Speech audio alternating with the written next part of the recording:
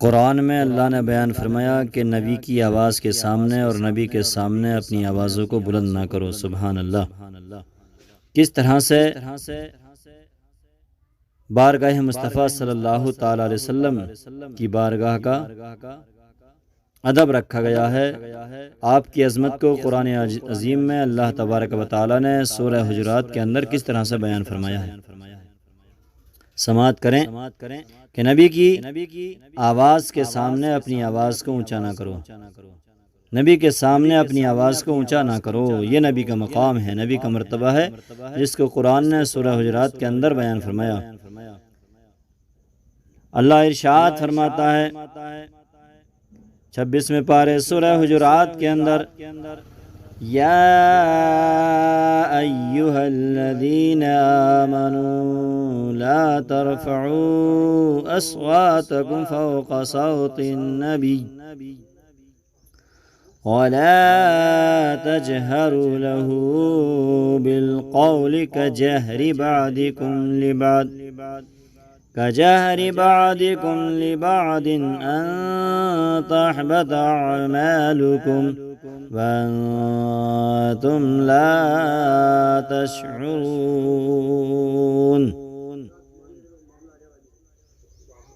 اللہ ارشاد فرماتا ہے نبی کی بارگاہ کا ادب، نبی کی بارگاہ کی عظمت کو ملاحظہ کیجئے۔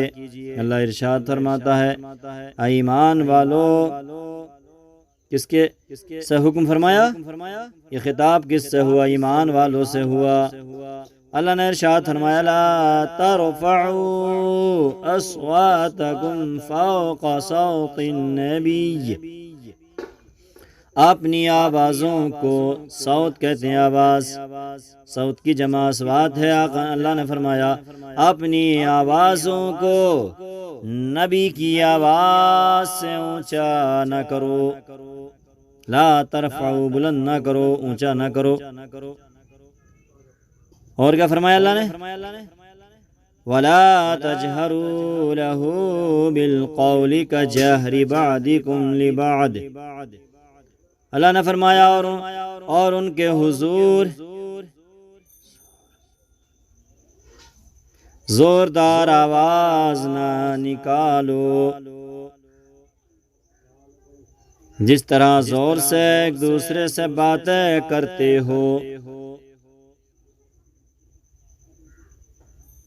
ان تحبط اعمالکم وانتم لا تشعرون، ورنہ تمہارے سارے اعمال ضائع ہو جائیں گے اور تمہیں خبر بھی نہ ہوگی۔ یہ 26واں پارہ ہے، سورہ حجرات ہے۔ بارگاہ مصطفیٰ صلی اللہ تعالی علیہ وسلم کے ادب کی عظمت قرآن مجید نے اس طرح بیان فرمائی کہ لوگوں اپنی آوازوں کو نبی کی آواز سے اونچا نہ کرو اور زور زور سے نبی کے سامنے نہ بولو، جس طرح آپس میں ایک دوسرے سے باتیں کرتے ہو۔ اگر تم نے ایسا کیا تو تمہارے اعمال برباد ہو جائیں گے اور تمہیں خبر بھی نہ ہوگی۔ اے لوگو، آپ نے سن لیا یہ نبی کی بارگاہ ہے، جس کا لحاظ قرآن میں بھی رکھا ہے۔ اللہ تعالیٰ نے بھی جن کی بارگاہ کا لحاظ رکھا، جن کے مقام کا لحاظ رکھا اور لوگوں کے سامنے بیان کر دیا۔ غور کرنے کا مقام ہے کہ ہمارے نبی کا کتنا اونچا مقام ہے۔ بارگاہ مصطفیٰ صلی اللہ تعالی وسلم کا اللہ کی بارگاہ میں کتنا بلند مقام ہے کہ پیارے آقا علیہ السلام کے صحابہ ہیں۔ یہ کن سے خطاب ہوا؟ ایمان والوں سے۔ کیا ہیں؟ اصحاب رسول صلی اللہ علیہ وسلم ہیں، جو ایمان میں سب سے اعلیٰ ہیں اور اعمال میں ساری امت میں ان سے بڑھ کر کون ہو سکتا ہے؟ اللہ نے ارشاد فرمایا رضی اللہ عنہم ورضوا عنہ، جن کے بارے میں کہ اللہ ان سے راضی اور اللہ سے راضی۔ یہ رضی اللہ عنہ ورضوا عنہ کا تغمہ امتیاز جنہیں بارگاہ خداوندی سے عنایت ہو چکا ہے، اولئک هم المؤمنون حقا کی ڈگری جنہیں مل چکی ہے، کلا وعد اللہ الحسنى کی بشارتیں جنہیں دی گئی ہیں۔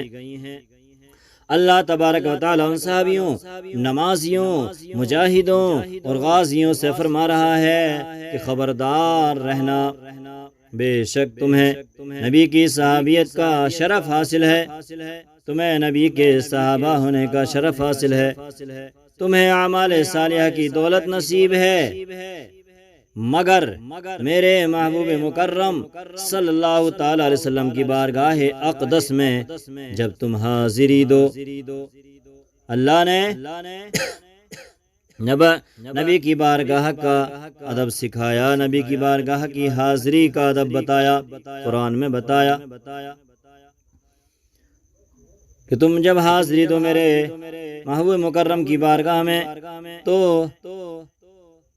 میرے محبوب کی آواز سے اپنی آواز اونچی نہ نکالنا، اور میرے محبوب مکرم صلی اللہ تعالی علیہ وسلم کو اس طرح نہ پکارنا جیسے تم آپس میں ایک دوسرے کو پکارتے ہو۔ اور تم نے میرے محبوب اکرم صلی اللہ تعالی علیہ وسلم کی بارگاہ میں ذرہ برابر بے ادبی کی، ذرہ برابر بھی اونچی آواز نکالی، نبی کو بے ادبی سے پکارا تو تمہارے سارے اعمال ضائع کر دیے جائیں گے، برباد کر دیے جائیں گے، اور آئے لوگوں تمہیں خبر بھی نہ ہوگی، تمہیں پتہ بھی نہ چلے گا تمہارے اعمال کہاں گئے، تمہارے سارے کے سارے اعمال دھرے کے دھرے رہ جائیں گے۔ ادب گاہے استر آسماں ادرش نازکتر، ادب گاہے استر آسماں ادرش نازکتر، نفس گم کردہ می آیت جنید و بایزید اینجا، آسمان کی چھت تلے ایک ایسا مقام ادب ہے، ایک ایسا مقام ادب ہے جو عرش سے بھی زیادہ نازک تر ہے۔ ہم اور آپ کس گنتی میں ہیں، کس کھیت کی مولی ہیں، یہاں تو جنید و بغدادی، بایزید بستانی رحمت اللہ تعالی علیہما جیسے ولی اونچی آواز سے بولنا تو کجا اپنی سانس تک روک لیتے ہیں، اس لیے کہ یہاں اونچا سانس لینا بھی سوء ادب کے خلاف ہے، ادب کے خلاف ہے۔ یہ اللہ والے ہیں لیکن اپنے سانس کو بند کر لیتے ہیں کہ کہیں ایسا نہ ہو کہ بے ادبی ہو جائے۔ حضرت ثابت بن قیس رضی اللہ تعالیٰ عنہ کی قوت سماعت کمزور تھی، اونچا سنتے تھے اور بولتے بھی اونچا تھے، یعنی زور سے بولتے تھے۔ اے لوگو سنو سنو، یہ صحابی رسول ہیں، لیکن جب یہ آیت نازل ہوئی تو کیا حال ہوا ان کا روتے روتے۔ جب آیت کریمہ نازل ہوئی کہ نبی کی آواز سے اونچی آواز نہ نکالنا، یہ فرمان خداوندی آ جانے کے بعد ان کے دل میں یہ خیال گزرا، ان کے دل کے اندر یہ خیال آیا کہ میں بھی اونچی آواز میں سنتا ہوں اور اونچا بولتا ہوں، زور سے بولتا ہوں، بلند آواز سے بولتا ہوں، تو کیا میرے عمل بھی ضائع ہو گئے؟ اس خیال سے انہیں اس قدر پریشانی ہوئی۔ کسے؟ حضرت ثابت بن قیس رضی اللہ تعالیٰ عنہ کو۔ کون ہیں؟ صحابی رسول ہیں یہ، حضرت ثابت بن قیس۔ انہیں اس قدر پریشانی ہوئی کہ راستے میں ہی ایک مقام پر بیٹھ کر رونے لگے، گڑ گڑانے لگے۔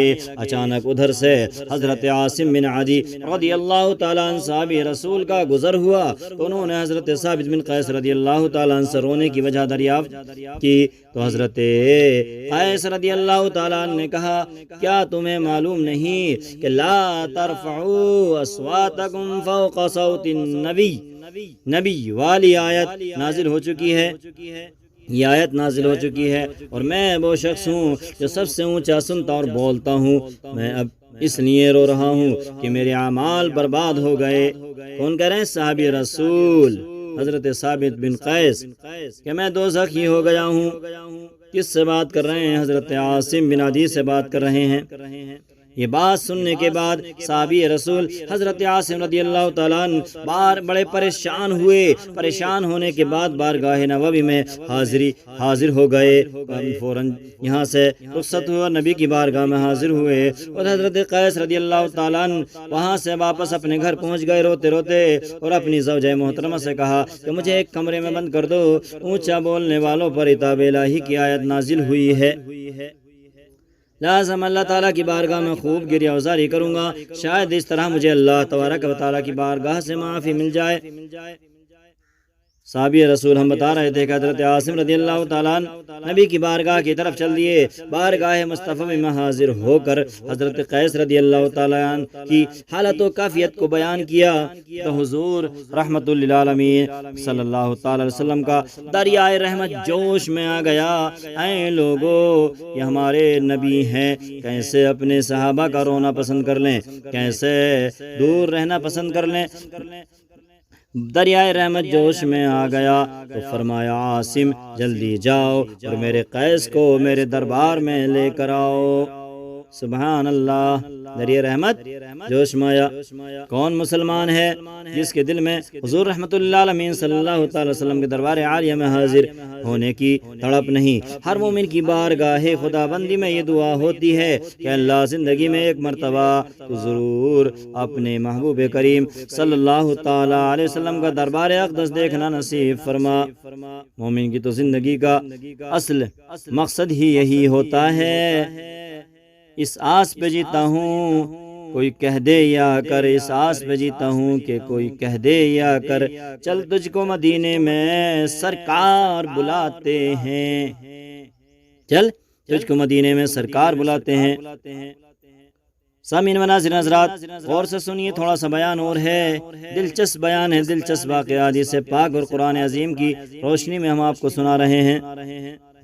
قربان جاؤ حضرت قیس رضی اللہ تعالیٰ عنہ کے مقدر پر ہیں لوگوں کہ انہیں خود سید الانبیاء حبیب کبریا صلی اللہ تعالی وسلم اپنے دربار میں بلانے کے لیے حضرت عاصم رضی اللہ تعالیٰ عنہ کو بھیج رہے ہیں۔ سبحان اللہ، لہٰذا حضرت عاصم رضی اللہ تعالیٰ عنہ حضرت قیس رضی اللہ تعالیٰ عنہ کو بلانے کے لیے گئے، اور راستے میں دیکھا جس مقام پر وہ تھے اس مقام پر پہنچے تو وہاں حضرت قیس رضی اللہ تعالیٰ عنہ موجود نہیں ہیں، حضرت ثابت بن قیس موجود نہیں ہیں جہاں وہ انہیں چھوڑ کر گئے تھے، لہٰذا ان کے گھر پہنچے تو حضرت قیس رضی اللہ تعالیٰ عنہ کو وہاں بھی نہ دیکھا، تو ان کے اہل خانہ سے ان کے متعلق دریافت کیا کہ قیس کہاں ہیں، تو ان کے گھر والوں نے بتایا کہ وہ ایک کمرے کے اندر بند ہیں، انہوں نے اپنے آپ کو ایک کمرے میں بند کر لیا ہے، اور بند کمرے میں گریہ وزاری کر رہے ہیں، اپنے رب سے معافی مانگ رہے ہیں۔ حضرت عاصم رضی اللہ تعالیٰ عنہ صحابی رسول نے ان کو باہر سے آواز دی ہے، قیس دروازہ کھولو، تمہیں رسول اکرم صلی اللہ تعالیٰ علیہ وسلم بلا رہے ہیں۔ سبحان اللہ، حضرت قیس سسکیاں لیتے ہوئے کمرہ کھولتے ہیں۔ سبحان اللہ، نبی کی بارگاہ سے انہیں خوشخبری مل جاتی ہے اور نبی کی بارگاہ میں حاضری کا اجازت ملتی ہے۔ حضرت قیس رضی اللہ تعالیٰ عنہ سسکیاں لیتے ہوئے بارگاہ مصطفیٰ صلی اللہ تعالیٰ علیہ وسلم پیش ہو گئے اور عرض کیا، یا رسول اللہ، یا رسول اللہ، یا رسول اللہ، میں ہی وہ شخص ہوں جسے اونچا بولنے کی عادت ہے، اس لیے میرا گمان ہے کہ آیت کریمہ میرے بارے میں ہی نازل ہوئی ہے۔ اے لوگو، قربان جاؤ حضرت قیس رضی اللہ تعالیٰ عنہ کے خیال پر کہ حضرت قیس رضی اللہ تعالیٰ عنہ کیسے صحابی ہیں، بارگاہ مصطفیٰ کا کیسے ادب کرتے ہیں، کیسے احترام کرتے ہیں۔ کیا کہتے ہیں، آقا اس خیال نے میرے دل و دماغ پر غم کا ایک طوفان برپا کر دیا ہے۔ ثابت بن قیس رضی اللہ تعالیٰ عنہ کی اس حالت کو دیکھ کر آقا علیہ الصلوۃ والسلام کو اپنے غلام پر، اپنے صحابی پر رحم آ گیا اور فرمایا کہ تم تسلی رکھو، تمہارے عمل ضائع نہیں ہوئے، تمہارے اعمال برباد نہیں ہوئے۔ سبحان اللہ۔ پیارے آقا کا یہ فرمانا تھا کہ روتے ہوئے، سسکیاں لیتے ہوئے حضرت قیس کی حالت بدل گئی، غمزدہ چہرے پر بہار آ گئی۔ سبحان اللہ سبحان اللہ، مسکراہٹ آ گئی، سسکیاں لینے والے چہرے پر خوشی کے آثار طاری ہو گئے۔ اس موقع پر جب سرکار اعلی حضرت رضی اللہ تعالیٰ عنہ کی نظر اس روایت پر پڑی تو سرکار اعلی حضرت اچھے رضا، پیارے رضا، ہم سب کے رضا ارشاد فرماتے ہیں، جب آ گئی ہیں جوش رحمت پہ ان کی آنکھیں، جب آ گئی ہیں جوش رحمت پہ ان کی آنکھیں، جلتے بجھا دیے ہیں، جلتے بجھا دیے ہیں، روتے ہنسا دیے ہیں، روتے ہنسا دیے ہیں۔ سبحان اللہ سبحان اللہ۔ یہ وہ کریم و شفیق آقا ہیں جن کی بارگاہ میں حاضر ہونے والے کے سب دکھ دور ہو جاتے ہیں، مصیبت زدہ لوگوں کی مصیبتیں ٹل جاتے ہیں، پریشان حالوں کو سکون کی دولت مل جاتی ہے، پریشان حال لوگوں کی پریشانیاں دور ہو جاتی ہیں، ان کے ایک نگاہ کرم سے غم زدوں کو راحت مل جاتی ہیں، سکون مل جاتا ہے، آرام نصیب ہو جاتا ہے، روتے ہنسنے لگتے ہیں۔ سبحان اللہ۔ منگتے سائل جو ہیں یہاں سے اس دربار سے منگتے نہیں بلکہ ہمیشہ کے لیے غنی ہو کر نکلتے ہیں۔ وہ ایسا دربار ہے، وہ دربار ہے جہاں سائل کو دربار پر بلا کر اس کی جھولی بھر دی جاتی ہے، دکھی کے دامن میں سکھ ڈالا جاتا ہے، یہاں پر بے مانگے خیرات ملتی ہے۔ حضرت حسن رضا خان بریلوی علیہ رحمت و رضوان فرماتے ہیں، کبھی ایسا نہ ہوا کہ ان کے کرم کے صدقے، کبھی ایسا نہ ہوا ان کے کرم کے صدقے، ہاتھ کے پھیلنے سے پہلے ہی نبھیک آئی ہو، ہاتھ کے پھیلنے سے پہلے ہی نبھیک آئی ہو۔ سبحان اللہ سبحان اللہ۔ کیا فرماتے ہیں حسن رضا بریلوی؟ کبھی ایسا نہ ہوا ان کے کرم کے صدقے، ہاتھ کے پھیلنے سے پہلے ہی نبھیک آئی ہو۔ یہ پیارے آقا علیہ الصلوۃ والسلام کا دربار ہے جہاں حضرت ثابت بن قیس رضی اللہ تعالیٰ عنہ کو خوشخبری سنائی جاتی ہے، روتے ہوئے مسکرانے لگتے ہیں، ہنسنے لگتے ہیں، سسکیاں لیتے ہوئے قیس کی حالت بدل جاتی ہے، صحابی رسول ہیں، غمزدہ چہرے پر بہار آ جاتی ہے۔ اعلیٰ حضرت فرماتے ہیں، جب آ گئی ہیں جوش رحمت پہ ان کی آنکھیں، جب آ گئی ہیں جوش رحمت پہ ان کی آنکھیں، جلتے بجھا دیے ہیں، روتے ہنسا دیے ہیں۔ یہ صحابہ ہیں، اے لوگوں ان سے سبق حاصل کرو، کیسے نبی کی بارگاہ کا ادب کرتے تھے، کیسے نبی کی بارگاہ کی تعظیم کرتے تھے، کتنا اپنے دل کے اندر نبی کی عظمت کو بٹھائے ہوئے تھے۔ ایک آج ہم ہیں، صرف نبی کا نام لیتے ہیں لیکن نبی کے نام پر انگوٹھے چومنے کو بدعت اور کہتے ہیں، شرک کہتے ہیں۔ اے لوگوں ایسے لوگوں کے چکر میں نہ پڑھو، بلکہ محبت کرو نام محمد سے، محبت کرو نبی سے، محبت کرو پیارے آقا علیہ الصلوۃ والسلام سے، پیارے آقا علیہ الصلوۃ والسلام کے صحابہ کرام سے۔ اے لوگوں اگر تم نبی کے روزے پر حاضر دو، نبی کے روزے پر حجاج کرام سے ہماری گزارش ہے کہ حاضری دو، تو وہاں کے بارگاہ کا ادب رکھو، وہاں کی بارگاہ کا خیال رکھو، اونچی آواز سے وہاں نہ بولنا، اونچی آواز سے وہاں کسی طرح سے بات نہ کرنا، بلکہ بارگاہ مصطفیٰ کا ادب تو قرآن نے رکھا ہے تو تمہیں بھی رکھنا ہوگا، صحابہ نے رکھا ہے تو ہم گناہ گار ہیں، ہمیں بھی رکھنا ہوگا۔ اس لیے اے لوگو جب تمہاری حاضری نبی کی بارگاہ میں ہو اور ہماری بھی حاضری نبی کی بارگاہ میں ہو، اللہ ہمیں وہ دن نصیب کرے تو انشاءاللہ نبی کی بارگاہ کا ادب ضرور رکھا جائے، وہاں آواز کو بلند نہ کیا جائے، وہاں شور نہ کیا جائے، وہاں غل نہ کیا جائے۔ نبی کی بارگاہ میں حاضر ہو کر صلاۃ و سلام پڑھو، نبی کی بارگاہ میں حاضر ہو کر نبی سے التجا کرو کہ تمہارا گناہ گار بندہ، تمہارا گناہ گار امتی یا رسول اللہ، تمہارا گناہ گار امتی تمہاری بارگاہ میں حاضر ہے، اگر تم دعا کر دو گے تو اللہ گناہ گار کے گناہ کو معاف کر دے گا، تمام خطاؤں کو معاف کر دے گا۔ اس طرح سے نبی کی بارگاہ میں حاضر ہوگے اور ہم اور آپ حاضر ہوں گے تو انشاءاللہ ضرور خطائیں دور ہوں گی۔ عید بھی عید الاضحیٰ آنے والی ہے لوگوں۔ عید الاضحیٰ کے موقع پر جب آپ نبی کی بارگاہ میں حاضر ہو رہے ہیں، وہاں اللہ کی خانۃ الکعبہ میں اور جن جن مقامات پر حاضری کا شرف مل رہا ہے آپ کو، تو ہر جگہ کا، ہر بارگاہ کا ادب رکھیے، ہر چیز کا ادب رکھیے۔ انشاءاللہ اللہ آپ کے حج جانے کو ضرور قبول کرے گا۔ اگر ایمان دل کے اندر ہے اور ارکان صحیح سے ادا کیے تو رب تعالیٰ سنی صحیح العقیدہ مسلمانوں کی حاضری کو اپنی پاک بارگاہ میں قبول کرے گا۔